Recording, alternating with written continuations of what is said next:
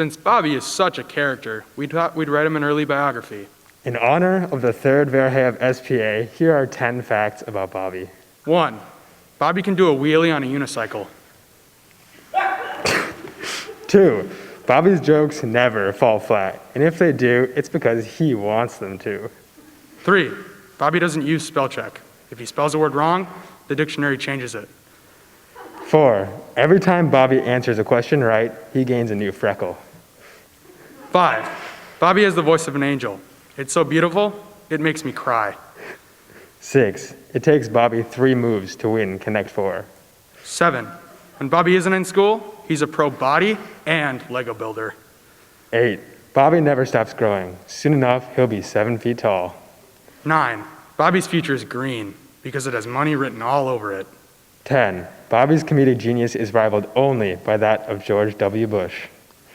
To the man, the myth, and the legend, and the next speaker of today's assembly, Robert Charles Verhey.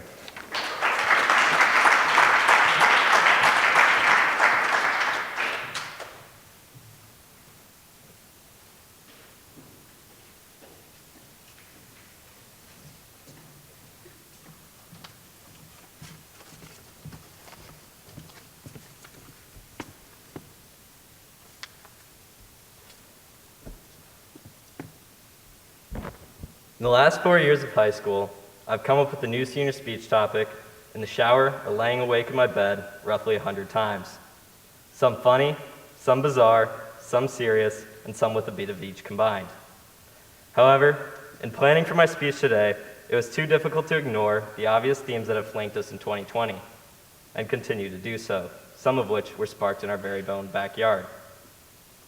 The global pandemic, George Floyd's death, police brutality, peaceful and not so peaceful protests, riots, looting, buildings burning, cities burning to the ground, global warming effects, fires in California, impending elections, divided politics, and one of the greatest unemployment rates in the history of the United States of America. Undoubtedly, we are at a turning point of our generation. For better or worse, 2020 will be a defining time for Generation Z and will determine what will be read in history textbooks in 100 years from now. However, these textbooks are yet to be written, printed in ink, and set in stone, and the new year is still yet to be rung in. While we cannot change what has already transpired this year, as it is now out of our hands, we have much more control than some may think of what the aftermath will look like. And all too often in history, the actions of people after traumatic events can be just as important as the events themselves. To provide context to what I'm saying, I'll examine a moment of recent history and how it is not too much unlike our own. This example I'd like to explore is one of America's darkest moments, September 11th, 2001. Arguably the most defining moment for the generations before us, so defining that every year, Americans across social media post the hashtag #NeverForget. And every year, I feel as if my own patriotism, which normally diminishes throughout the year, is re-sparked despite not even being born when the event took place. This September 11th of 2020, which was the 19th anniversary, I found myself sitting in my room on my phone on YouTube, something that has become all too common during this pandemic.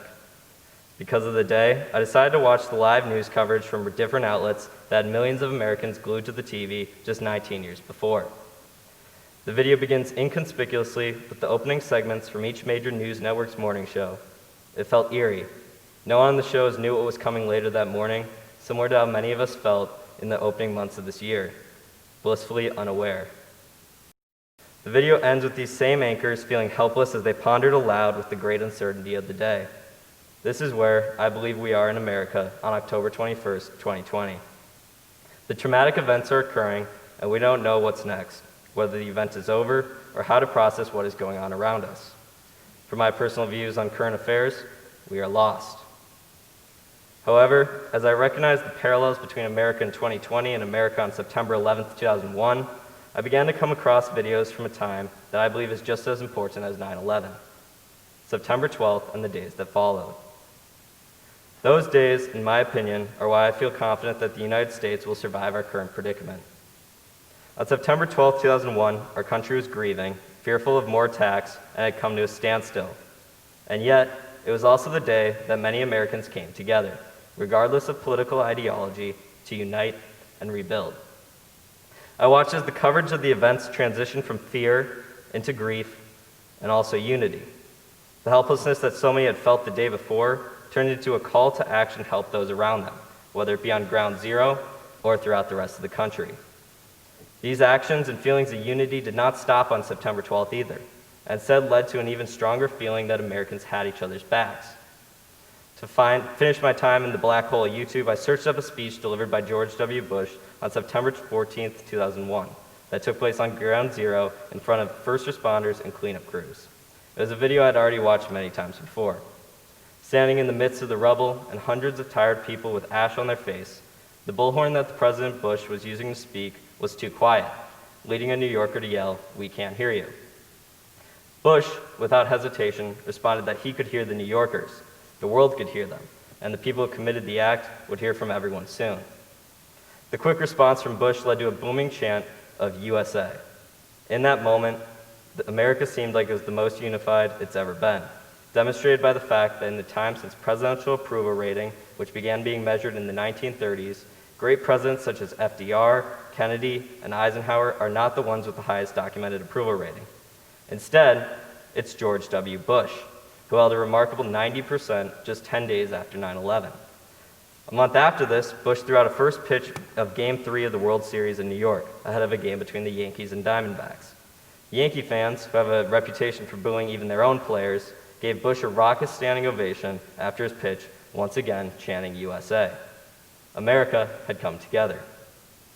The unity didn't last. Within 2 years, the Iraq War was underway, and the regular routine of partisanship returned to American society.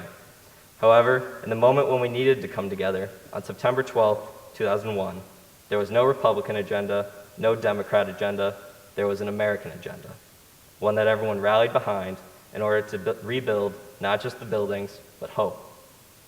To me, September 12th demonstrates that even though we Americans have differing opinions about what America is and what it should be, that we could compromise and come together for the good of the country in a moment of urgency. Compare that with how we are currently reacting to a new moment of great adversity in 2020, and it's clear to see that the partisan hackery is only leading to more division.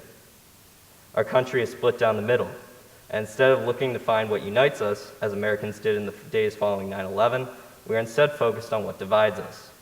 We are unwilling to come together, unwilling to listen. Today, our society is facing its September 12th, and we have two options.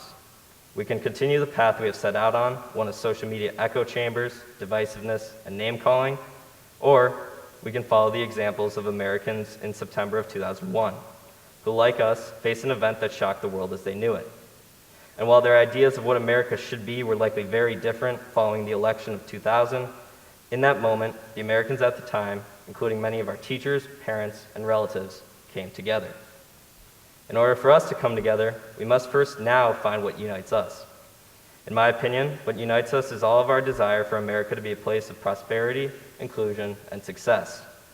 And while inclusion has been challenged by extremists in America recently, I, and the vast majority of Americans, believe that that is the place we need to start in order to move forward.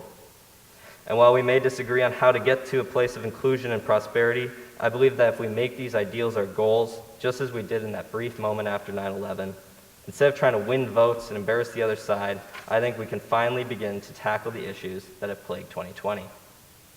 It's not the solution to all of our problems, but it's a place to start. We don't know when our September 12th will come, whether it will be next week, next month, or next year, but when it does, I urge everyone to look back at how the U.S. came together and for a brief moment left partisanship behind in order to recover as a country. The event of 9/11 was so powerful and traumatic that every year we were reminded to never forget what happened on that day. However, now that our generation faces our own version of 9/11, I think we should also remember to not forget the unity that occurred after. Thank you.